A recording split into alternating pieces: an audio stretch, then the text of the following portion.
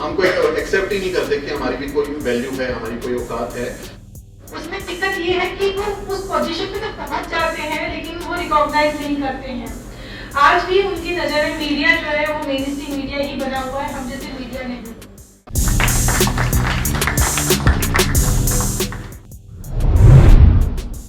ये तस्वीरें दिल्ली की जवाहरलाल नेहरू यूनिवर्सिटी से आई हैं।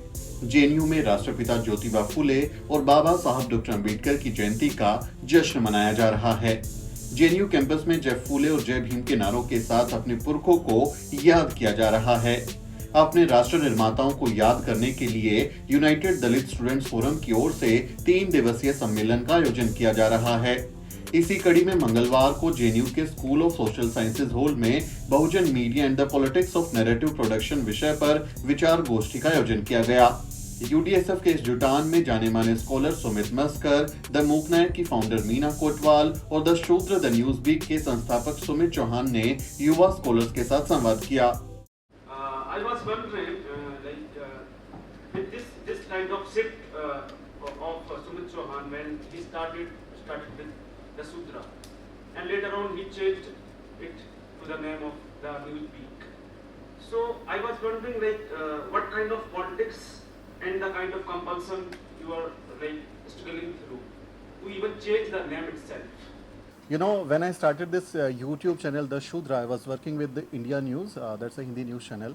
And it was never in my mind that one day I'll quit the job and I'll do something with my own thing. So it was just to, burst my frustration because I wasn't able to do something in my own media organization related to SC/ST, OBC or the issues which we are going through. So I wasn't doing something in my channel. It was not permitted, obviously. So I started my own YouTube channel so that I can create some content. And the Shudra is just an assertion. Like we need to assert that, okay, you have imposed some identity and we are just, asserting that, okay, this identity has to be there. And as you know that there are numbers of people who are against the Shudra word, who are against the Dalit word. They are saying that you shouldn't use the identity which was imposed by so many, oppressors. So there are different school of thought, but in my opinion, it was assertion. I was just asserting in a way. I wanted to,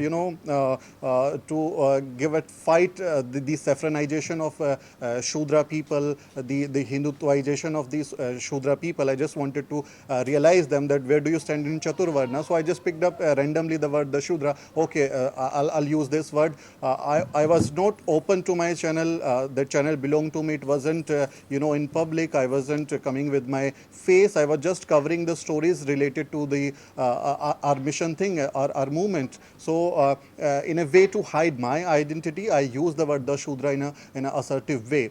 But when I quit my job with so many reasons, I decided to go with full. I'll spend my time in my own community journalism. Will do something for the Ambedkar journalism. Then I decided to change my name because we have to expand in a way to survive, so that we can have more and more content. Because as we belong to Dalit community, we are not we not only cover the Dalit issues but every issue, which is the main things, the discourse, whatever happening in film industry, whatever happening in international politics, whatever happening in economics, any area of the journalism which we have to cover. So in that opinion, we decided to rename ourselves. The Newsweek is the name. We wanted to have more and more video related to issue, as well as the different news items. And for audio video format, we decided to have the Newsweek branding only. And we have some plans in future to expand ourselves, to have more people in our team, to make more content which is acceptable to everybody, not only Dalits but for the larger audience also. So in that term we decided. But the Shudra is also there. We have our Twitter handle which is verified with the Shudra, because once you rename your handle, the blue tick it goes away. So we are not going to lose our blue handles. And we have the Newsweek handle also. Our website is going with the Shudra, but the audio video format is with the Newsweek, because when our team members are going into fill, when they are reporting, where they are doing something, there is also some kind of comfortability with the mic. When you're going with the name which denotes your caste or it denotes your identity, identity. Somewhere you feel uncomfortable also, and sometimes it is also risky, because when you are reporting in UP, when you are reporting Hathras case, when you're doing something related to very sensitive topic, and you are exposed to your identity, you can be a victim of mob lynching, you can be a victim of arrest. So there are different issues and different pressures. So we decided to have our audio video format with the Newsweek branding. But we are having both the brands. We are working with the both brands. Thank you. इस दौरान भारतीय media के जातिवादी और ब्राह्मणवादी चरित्र से लेकर देश में हिंदू मुस्लिम टकराव के बहाने दलित बहुजनों के मसलों से ध्यान भटकाने की साजिश और वर्तमान चुनौतियों पर वक्ताओं ने अपनी बात रखी। एक प्रश्न उनका ये भी था कि आप लोगों का अपने मीडिया हाउस खड़े क्यों नहीं होगा। तो मैंने उनसे कहा कि हमारे लोगों के पास पैसे की बहुत कमी है, इस वजह से हम लोग इस मुकाम तक नहीं पहुंच पाए।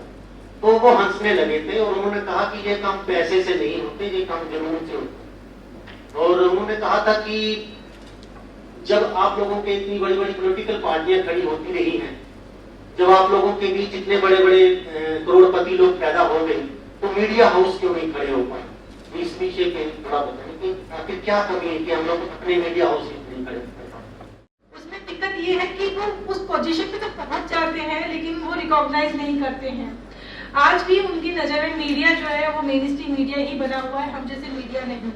हम जैसे मीडिया जब कवर करते हैं तो उनको लगता है कि ये खबर जो है सीमित रह जाएगी, ये खबर आगे तक नहीं पहुंचेगी। ये भी कई सारी ऐसी वजह होती हैं। तो जो खाए अघाए लोग, मैं कहूँगी जो खाए अघाए लोग हैं, वो कई बार आने भी नहीं देते हैं आगे। और जो हमारे समाज के निकले हुए लोग होते हैं, ऐसा नहीं है वो सपोर्ट नहीं करते हैं। मुझे लगता है मैं और सुमित अभी यहाँ तक पहुँचे हैं तो उन्हीं लोगों की वजह से, सपोर्ट की वजह से पहुँचे हैं। इसके मैं कई कारण देखता हूँ, कोई एक सिंगल इसका कोई रीजन नहीं है कि हमारा अपना मीडिया क्यों नहीं हो पाया। पहली चीज तो ये कि मीडिया एक उद्योग हो सकता है, ये एक इंडस्ट्री हो सकती है, ये एक बिजनेस हो सकता है जिसमें प्रॉफिट कमा सकते हैं। ये हमारे लोगों को बहुत दिनों तक समझ में ही नहीं आया कि इसमें भी पैसा है, इसका उद्योग की तरह आप इसको एक इंडस्ट्री बना सकते हैं, उसमें इन्वेस्ट कर सकते हैं। ये बहुत लेट समझ आया हमारे लोगों को। दूसरा रीजन ये कि अगर आपको समझ आ भी गया कि अपना मीडिया हमको बनाना है, हमको अपना चैनल बनाना है, तो आप गाइडलाइंस देखेंगे तो आपको आईएनबी से अगर सैटेलाइट राइट्स लेनी है तो भी आपको 25 करोड़ की कंपनी होना रिक्वायरमेंट है कि एटलीस्ट आपके पास 25 करोड़ की कंपनी होती हो।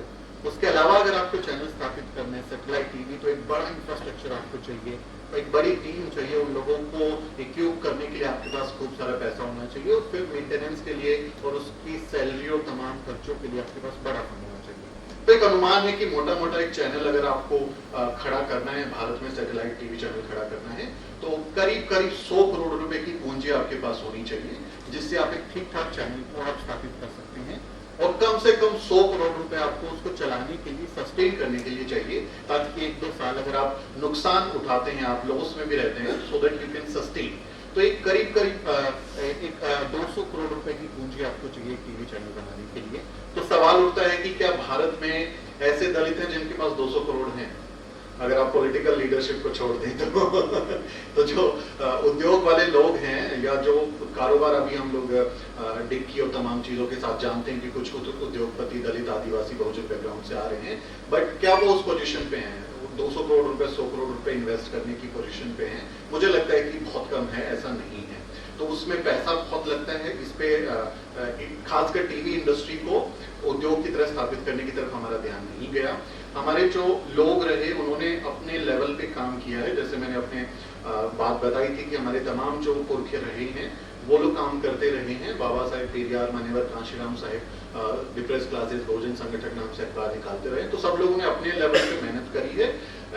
अगर आप मीडिया को सिर्फ टीवी के नजरिए से देख रहे हैं या रेडियो के नजरिए से देख रहे हैं, तो हाँ, उसकी तरफ उस तरह से काम नहीं हुआ, जिसके कई कारण हैं।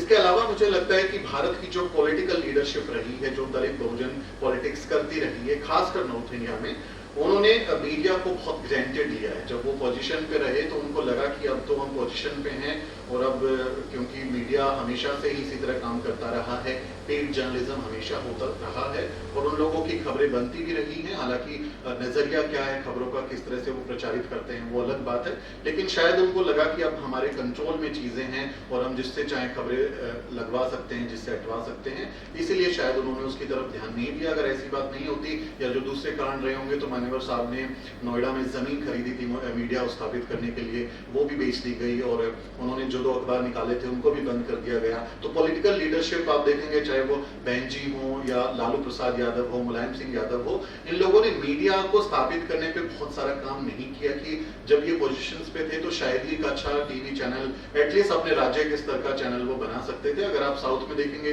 तो साउथ की पार्टियों ने काम किया है, उनके अपने छोटे डिजिटल चैनल्स भी हैं, उनके पास अपने अखबार भी हैं, माउथ पीसेस हैं, दे आर डूइंग इट, उनके पास वो चीजें हैं। लेकिन नॉर्थ इंडिया के कंटेक्स्ट में उन लोगों ने मेहनत नहीं की। बाबा साहब डॉक्टर अम्बेडकर की मुझे एक बात यहाँ पर और याद आती है। गांधी रनाडे जिन्ना पे जब वो स्पीच दे रहे थे उस पर उन्होंने ये बात कही थी कि ठीक है वंचितों का अपना कोई मीडिया नहीं है, लेकिन इसके पीछे ये एक प्रवृत्ति है कि हम अपना प्रचार प्रसार नहीं करते, हम उसको प्रचार प्रसार पे ध्यान ही नहीं देते, वो हमारी प्रवृत्ति है। इस वजह से भी हमारा मीडिया बहुत फ्लोरिश नहीं हो सका, क्योंकि जो अभी मीडिया ऑर्गेनाइजेशन जो काम कर रहे हैं, क्या उसके काम को मीडिया जगत में या आप लोगों की नजर में या खासकर दलित बहुजन आदिवासी की नजर में हमारी कोई वैल्यू है क्या? क्या हम लोग जो काम कर रहे हैं उसका रिकग्निशन है क्या? खासकर समाज में कि हमारे को जैसे मैंने कहा कि मान लिया गया है कि दलित पैदा हुए तो इनके अलावा तो ये कुछ कर ही नहीं सकते ना, they will just talk about Dalit things. तो हमको क्या एक जर्नलिस्ट के तौर पे, एक मीडिया ऑर्गेनाइजेशन के तौर पे हमारा समाज ही एक्सेप्ट करता है?